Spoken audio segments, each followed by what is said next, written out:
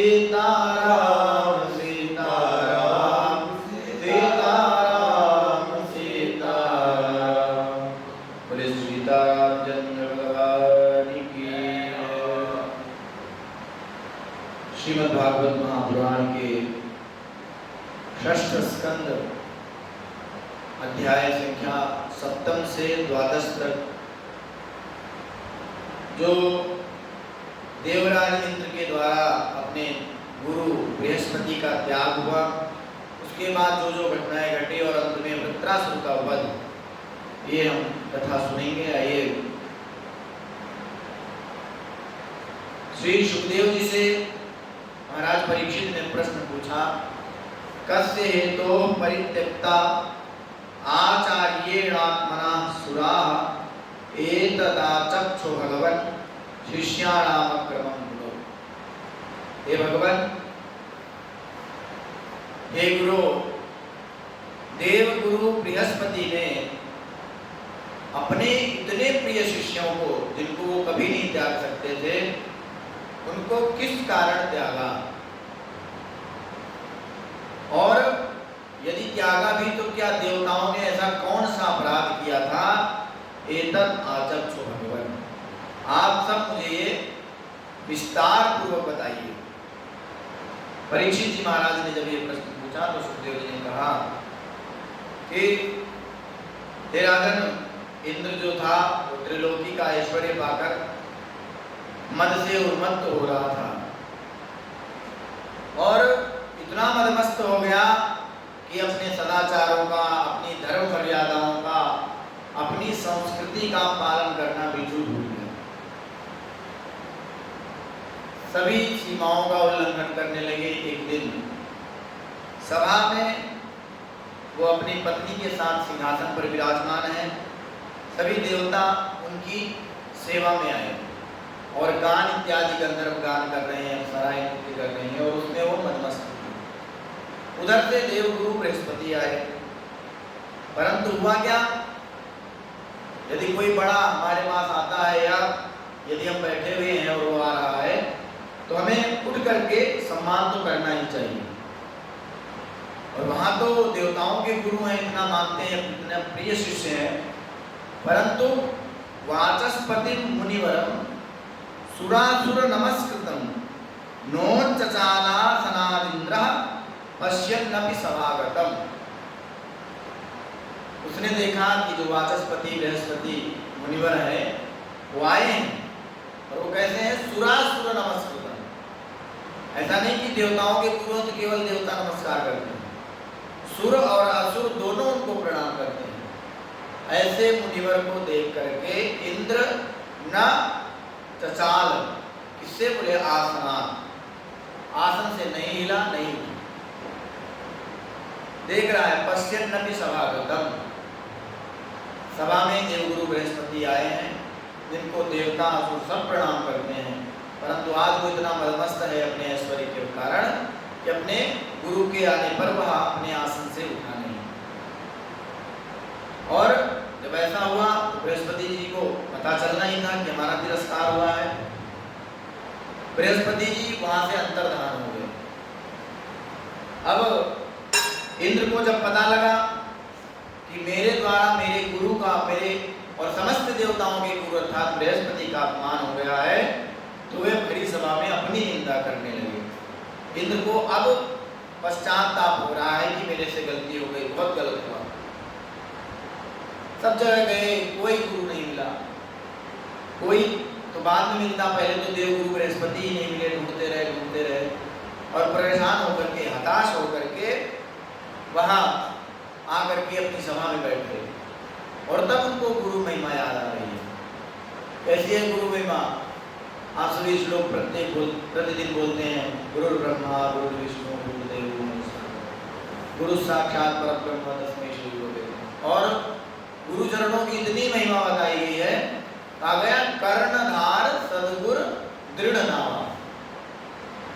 जो ये दृढ़ नाव है हमारी शरीर रूपी या संसार रूपी जो नौका है, इसका कोई कर्णधार है, इसको चलाने वाला तो है कोई, तो वह सदगुरु ही है।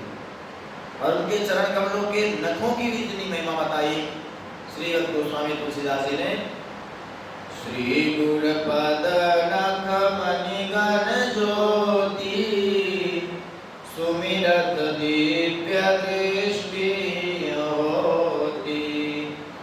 श्री राम जय राम जय जय राम, श्री राम जय राम जय जय राम।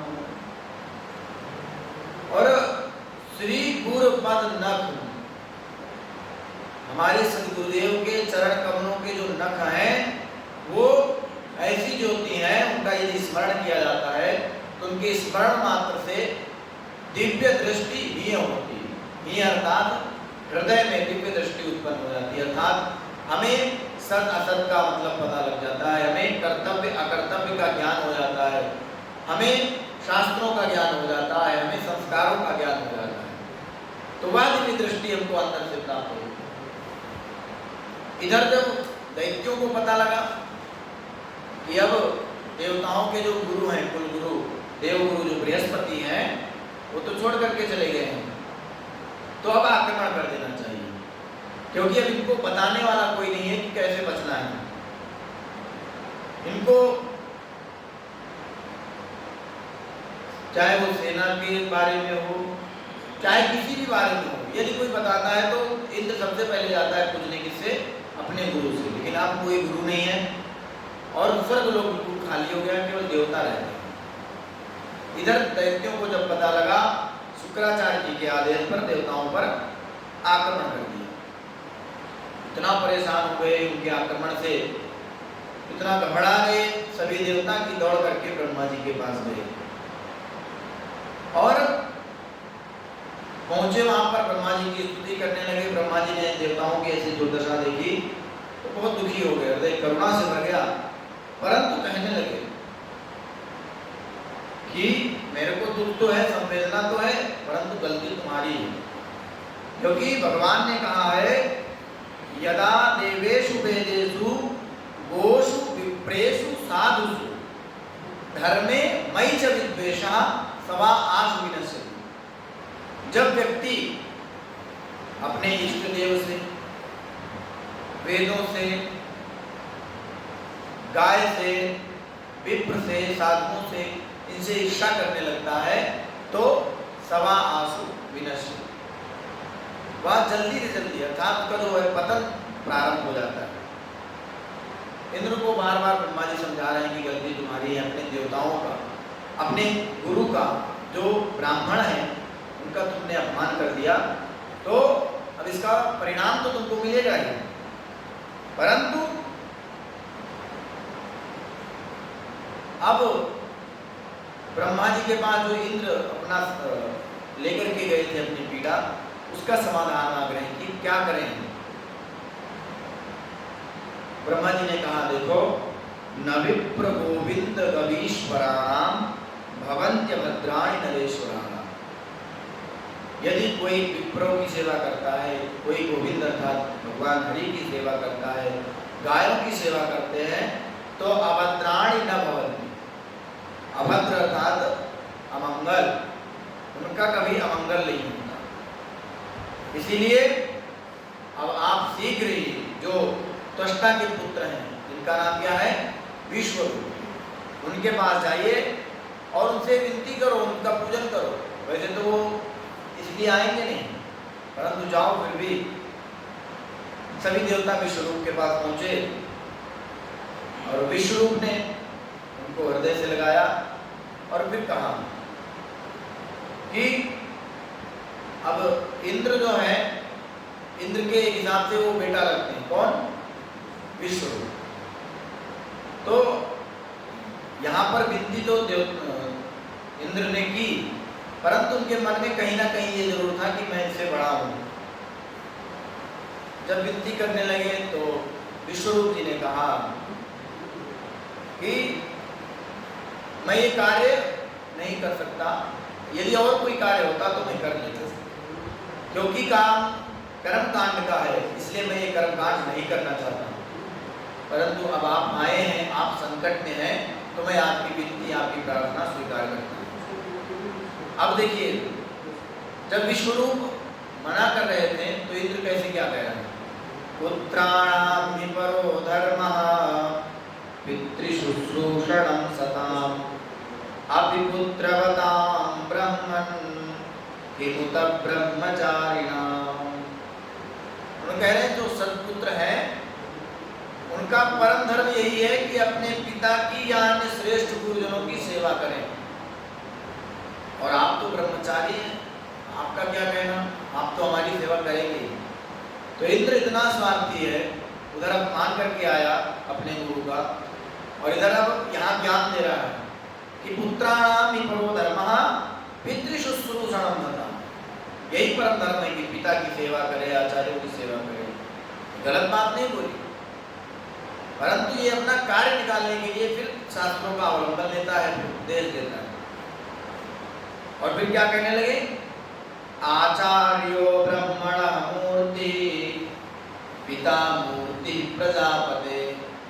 जो पिता होता है वो प्रजापति की मूर्ति होता है, जो आचार्य होता है वो भगवान की मूर्ति होता है।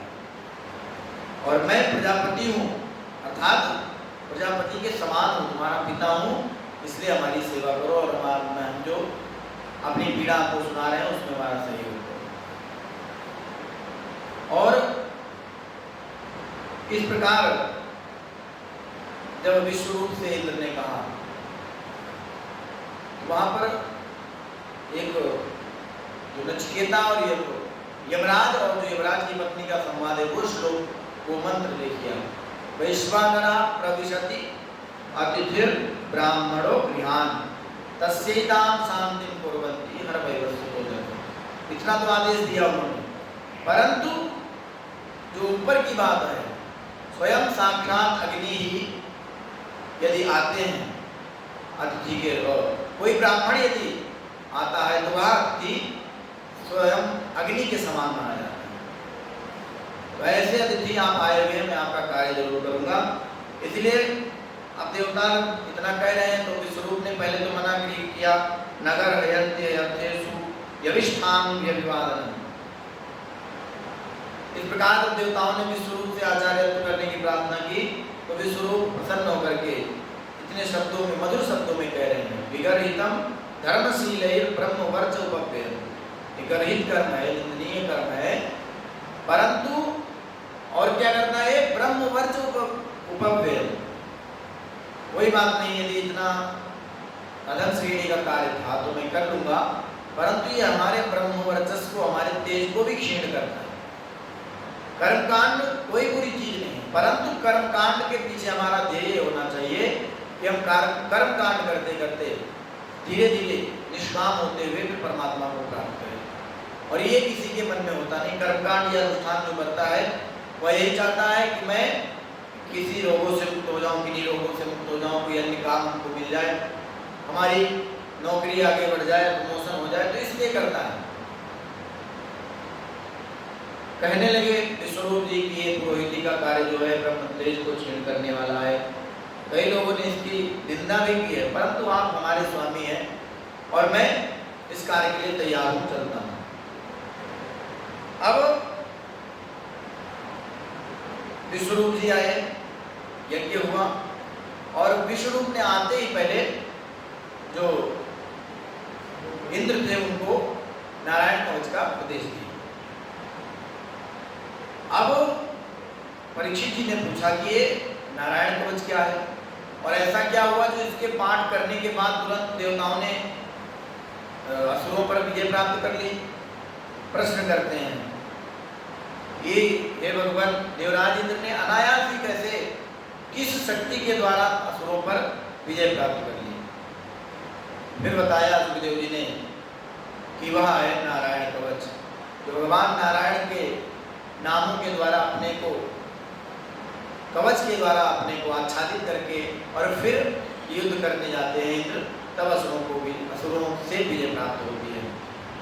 उन्होंने पूरी विधि बताई कि कैसे कैसे करना है नारायण कवच का पाठ, आसमन इत्यादि करके कुछ के आसन में बैठिए और अपने चित्त को शांत कर लें, कवच जब तक चले तब तक ना बोलें और फिर ओम नमो नारायणाय, ओम नमो भगवते वासुदेवाय, इन मंत्रों द्वारा हृदयादिन्यास करें, करन्यास करें इस प्रकार बताया पूरा, और फिर उन्होंने नारायण कवच का उपदेश देना शुरू किया। जिसका एक श्लोक हम सभी देख लेते हैं।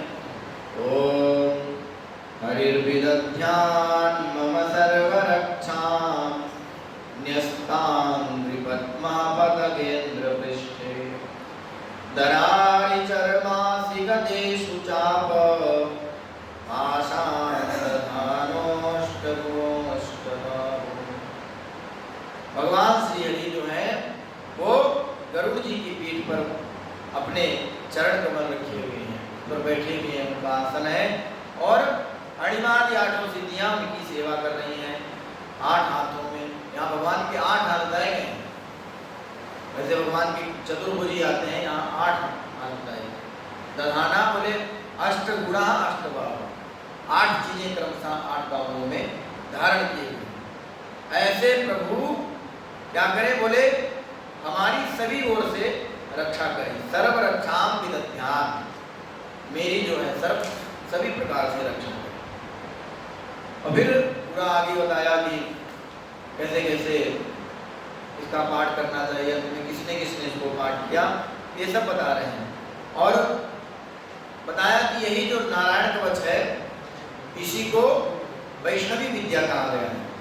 इसी को प्राप्त करके इंद्र ने असुरों पर विजय प्राप्त की और त्रैलोक्य लक्ष्मी का उपभोग करने लगे।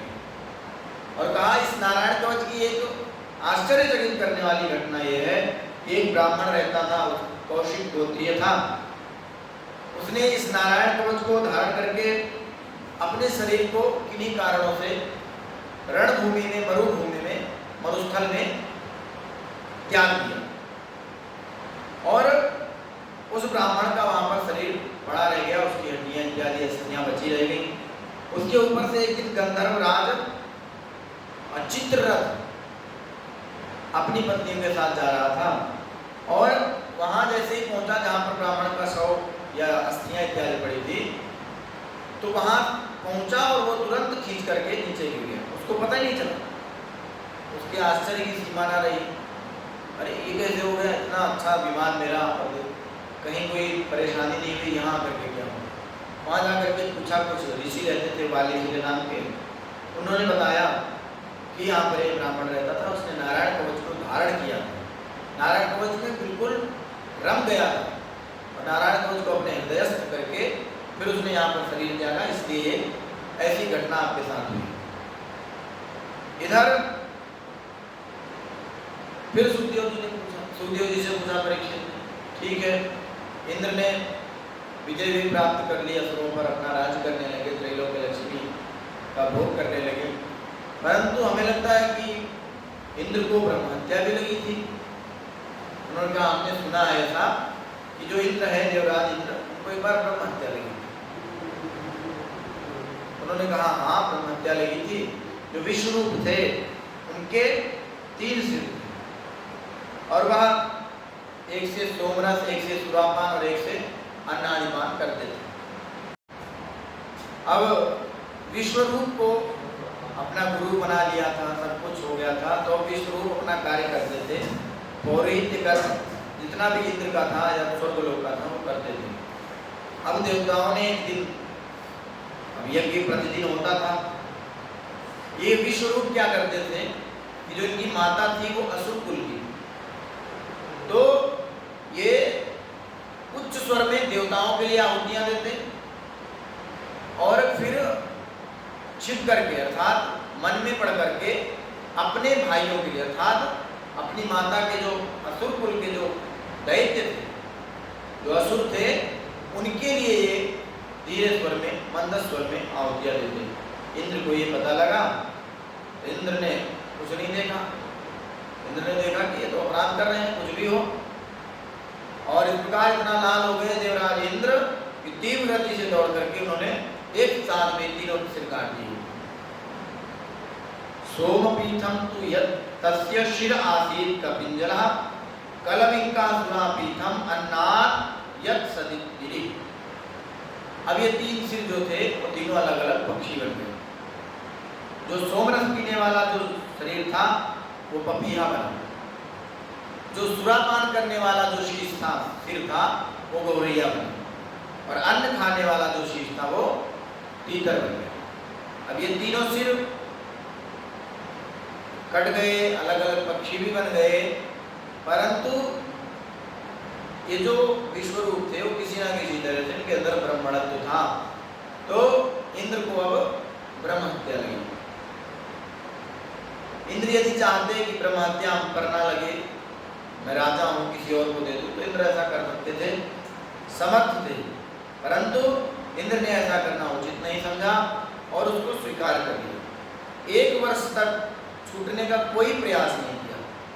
ब्रह्म हत्या लगी, अपना पड़े रहे, प्रायश्चित करते, लेकिन और कोई अन्य प्रयास नहीं किया। इसके पश्चात इंद्र ने समस्त प्राणियों के लिए उनके सामने अपनी शुद्धि प्रकट करने के लिए 1 वर्ष पश्चात उन्होंने अपनी ब्रह्म हत्या को 4 भागों में विभक्त कर दिया। जो 4 भाग हम देखते हैं भूमि में से, जो ऊसर जो भूमि होती है वो ब्रह्म हत्या का स्वरूप मानी जाती है। तो 4 लोगों को इन्होंने दिया, भूमि, जल, वृक्ष और स्त्री। अब ब्रह्म हत्या है तो इसको धारण करना है, तो इसके लिए उन्होंने सबको अलग अलग वरदान भी दिए कि भाई आप ब्रह्म हत्या लेंगे तो आपको ये वरदान मिलेगा। भूमि ने ऊसर भूमि के रूप में जो ब्रह्म हत्या धारण की, तो उसको ये वरदान मिला भूमि को कि कोई भी गड्ढा हो, इतना भी बड़ा, एक ना एक दिन अपने आप को भर ही जाएगा।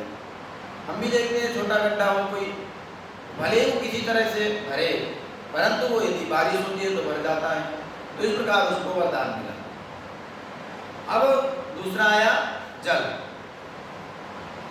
जल में हम जो देखते हैं फेन और गुदगुदा जैसा जो टिका हुआ जो जल होगा उसमें मिलेगा, और भी फेन आ सकता है यदि खराब जल हो, गुदगुदा तो हर जगह है। तो अब उन्होंने या जल ने, वरुण ने जो धारण किया ब्रह्म हत्या, तो उनको वरदान ये मिला कि खर्च करने पर भी जहाँ तक हो ये बढ़ता ही जाएगा और इसकी शीतलता बनी रहेगी या स्वच्छ रहेगा। और जल कितना भी खराब हो जाए, कोई यदि मर रहा है, मृत्यु को जा रहा है, उसको जल प्यास लगी है, चाहे जहाँ का जल हो, यदि उसको दे दिया जाए तो उसके प्राण बच जाए। तो ये जल को वरदान मिला। तीसरा आया वृक्ष।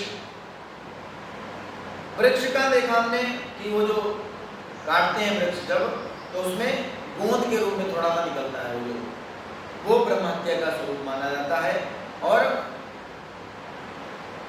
इनको ये वरदान मिला, वृक्ष को कोई हिस्सा कट जाए, जब तक उसकी जड़ नहीं कट जाएगी तब तक वो अपने आप कहीं ना कहीं से पल्लवित होने लगेगा, पुनः उसमें वो आने लगेगी टहनियाँ।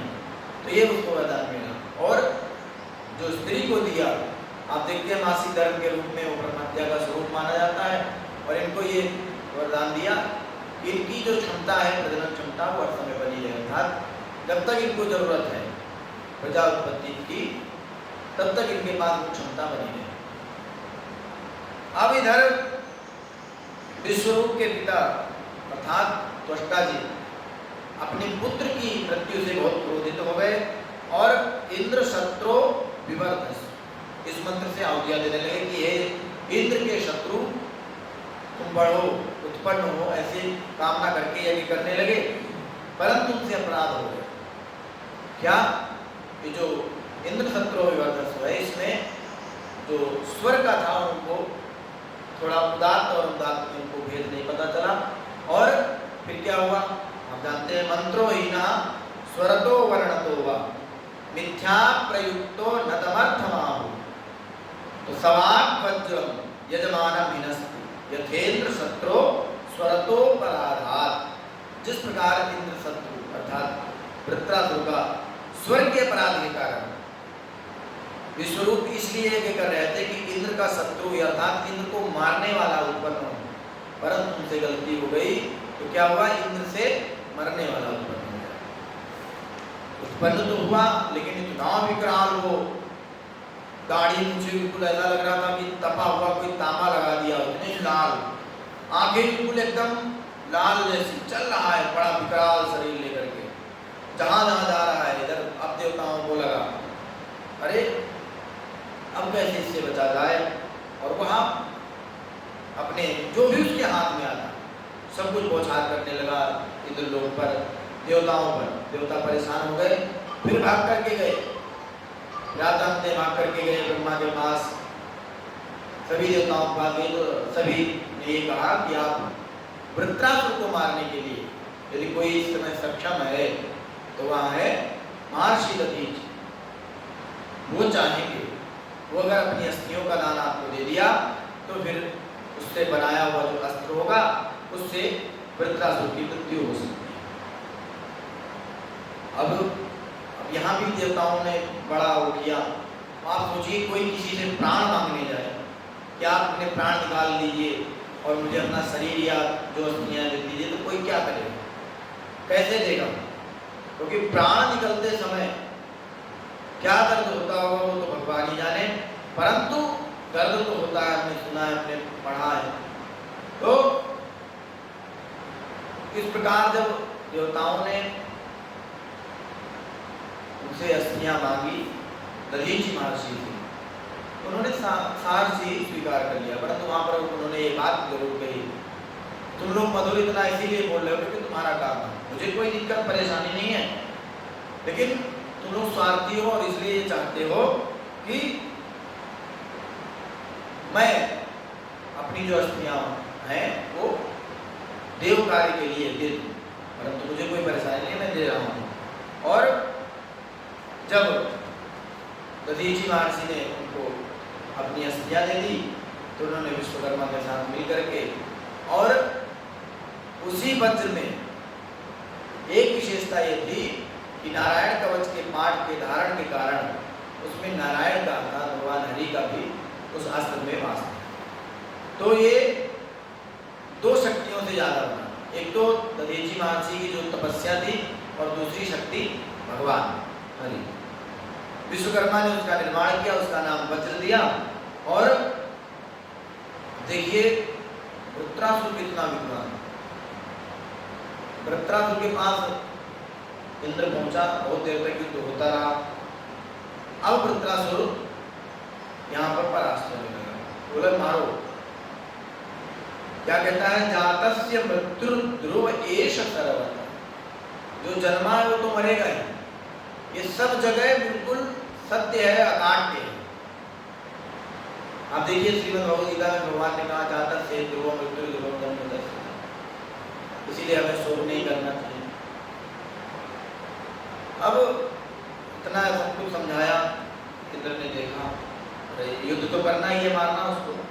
अब इंद्र ने उस पर गदा का प्रहार किया तो उसने उल्टा ही इंद्र का गदा पकड़ा और उठा करके फेंक करके मार दिया। अब इंद्र को ये जो इंद्र का जो रथ का अर्थात हाथी जो था ऐरावत, जिसको बैठा हुआ था, उसके फेंक करके गदा लगी, उसका जो सिर था वो फट गया और तिलमिला गया बड़ी देर से। अब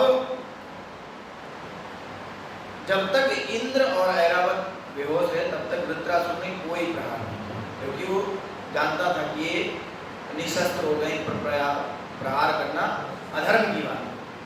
जब तक वो पड़े रहे कोई बैठा रहा, नहीं मारा उनको। जैसे ही चेतना आई व्यथा मिली, पुनः युद्ध के लिए इंद्र तैयार हुए। अब वृत्रासुर इंद्र से हंस करके बोला, दिष्ट्या भवान में समवस्थितो रिपुर यो ब्रह्मा गुरुहा भ्रातृहा च दिष्ट्या नृणोद्यामसत्तमत्वया मच्छूल निर्भिन्न दृशद्घृताचिरात्। बोले आज मेरे सम्मुख मेरा एक ऐसा शत्रु खड़ा है। कैसा शत्रु? बोले जिसने विश्व रूप के रूप में ब्राह्मण मारा है और अपने गुरु का और अपने भाई का, तीनों का हत्या है। ब्राह्मण था, विश्वरूप ब्राह्मण थे, उनकी हत्या की। वो क्या थे? इंद्र के गुरु भी थे और भाई भी। नहीं, भाई किसके? वृत्रासुर के। तो उसने कहा कि 3 लोगों को मारा, 3 लोगों को, ब्रह्मा गुरुहा प्राप्ति। और ऐसा रिपु आज मेरे सामने खड़ा है, कह रहा है कि आज मैं तेरे सूल को विदीर्ण कर दूंगा, आज तेरे हृदय को सूल से विदीर्ण कर दूंगा। ऐसा जब कहा और कहा कि मैं अपने भाई का भ्रातृ ऋण का बदला लूंगा, भ्रातृ ऋण को चुकाऊंगा। ऐसा कहा तो इंद्र थोड़ा तो परेशान हुआ, परंतु उसने एक बात और कही थी, बोले मैं इन ऋणों को उतार करके ऐसी जगह जाऊंगा जहां महापुरुष जाते हैं। अब वो कहा कि हे इंद्र, जो तुम्हारा जो वज्र है भगवान श्री हरि के तेज और दधीची की ऋषि की तपस्या से शक्तिमान हो रहा है, चमक रहा है। अब तू इस वज्र से मुझे मार दे, क्योंकि मुझे पता है कि अब मैं भगवान से नहीं जीत सकता, इसमें भगवान की शक्ति है, इसलिए तू मुझे जल्दी से मार दे। और कहा गया है कि जहाँ पर भगवान होते हैं वहाँ पर विजय अपने आप आ जाती है, इसलिए लड़ने का कोई मतलब नहीं है। यतो हरि विजय श्री गुणास्तः, जहाँ पर हरि है वहीं पर विजय है, सभी गुण वहीं पर आ जाते हैं। अब वृत्रासुर ने इतना कहा,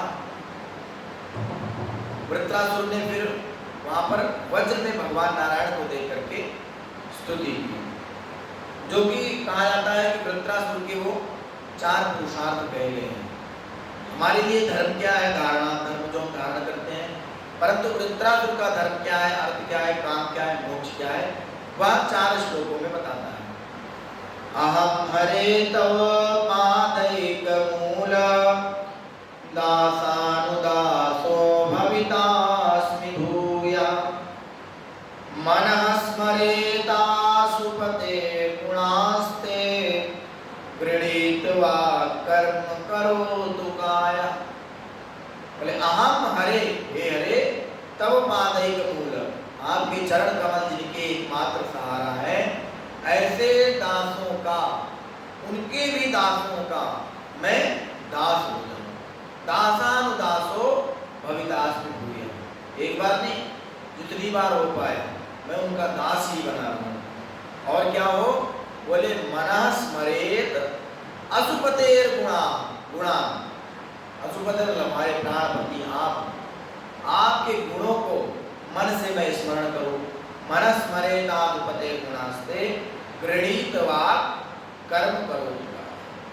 हमारी जो वाणी है वो आपके गुणों का गुणगान करे, हमारा जो मन है आपका स्मरण करे, और जो हमारा शरीर है वो आपके लिए ही कर्म करे। ऐसा धर्म उसने माना। उसने क्या कहा, जो भरत जी का धर्म था, क्या था, अर्थ न धर्म न काम रुचि गति न चाहूं निर्वाण जन्म जन्म रति राम पद या वरदान नाम। मेरे लिए अर्थ धर्म काम मोक्ष ये सब कुछ नहीं है, बस इतना ही मेरा धर्म है कि जन्म जन्म रति राम पद या वरदान।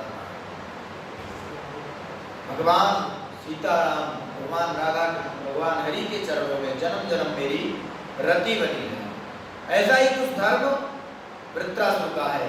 और वृत्रासुर ने अपना धर्म बताया, फिर अर्थ बताया।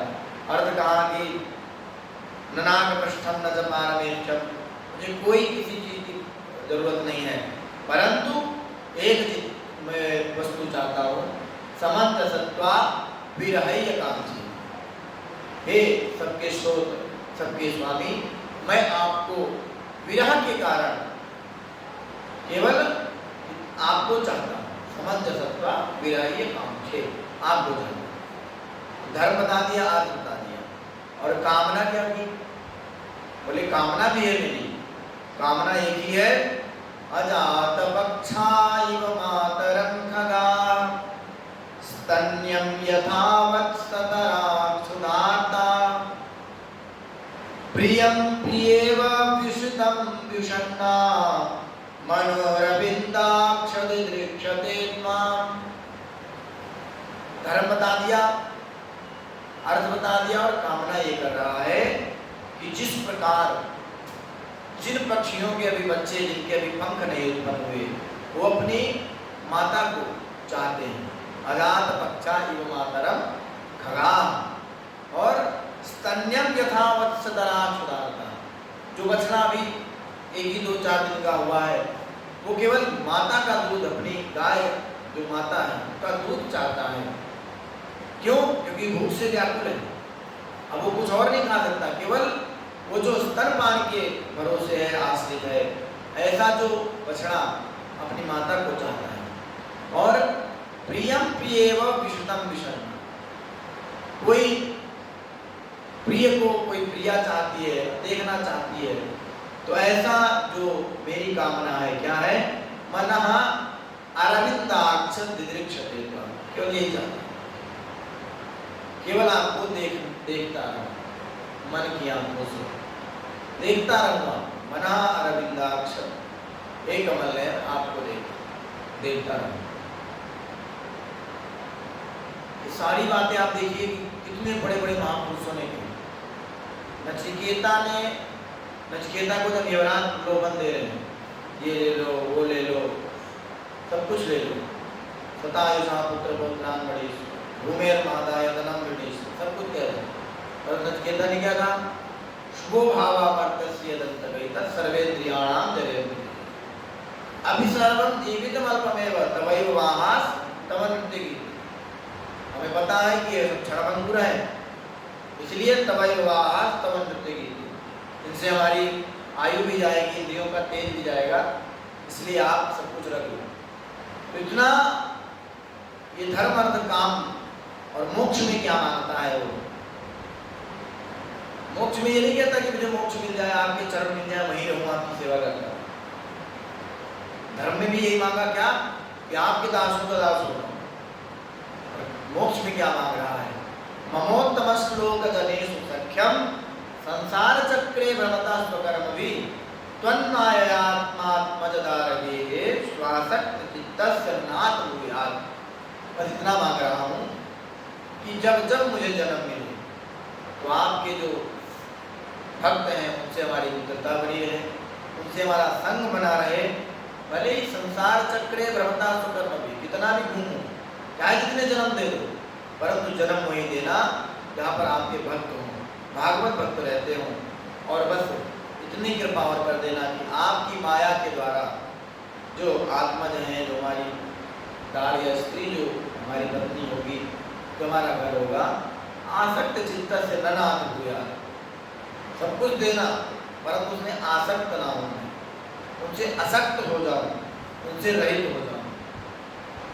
और कबीर जी ने कहा है बड़ी अच्छी बात, आप देखिए, कबीर माया पापिनी हरिसु करे हरा। मतलब ये माया इतनी निकृष्टा है कि हरिसु करे हरा, भगवान हरि से हमको, नारायण से, राम से हमको दूर कर देती है। परंतु तुलसीदास जी ने क्या कहा, घर दीने घर जाता है, घर छोड़े घर जाए, तुलसी घर बन बीच रहूं, राम प्रेम पुर छाए। कई बार होता है, मन में आता है घर छोड़ दे, घर छोड़ करके वन में चले जाए, वन में जाकर के क्या पता लगा कि घर जाना है, घर से वन, वन से घर, यही करते रहते हैं। परंतु घर और वन दोनों के बीच में यदि भगवान राम का, उनके प्रेम का, उनके नाम का यदि कोई पूर्ण नगर बना लिया जाए, तो फिर आसक्ति हमें नहीं पा पाएगी और हमारा मन जो है वो भगवान के चरणों में लगा रहेगा। अब वृत्रासुर ने इतनी वंदना कर ली, धर्म अर्थ काम मोक्ष अपना बता दिया, और फिर क्या कहता है कि जय स्वशत्रुम न विषाद काला। अरे हे इंद्र, जय, मारो किसको, बोले स्वशत्रुम, तुम्हारे सामने तुम्हारा शत्रु खड़ा है, तुम विषाद में पड़े हुए हो, मारो। अब इंद्र को देखिए, इंद्र प्रशंसा करने लगे, इतना मतलब प्रसन्न हो गए। अहो दानव धन्योसी, कोई दानव भी कितने धन्य हो आप, यस्य ते मति रीदृशी, जिसकी मति ऐसी है, कैसी, बोले भगवान में लगने वाली है। भक्तः सर्वात्मनात्मानम सुहृदं जगदीश्वर, हर प्रकार से तुमने सब कुछ परमपिता परमात्मा पर छोड़ दिया और तुम बहुत धन्य हो।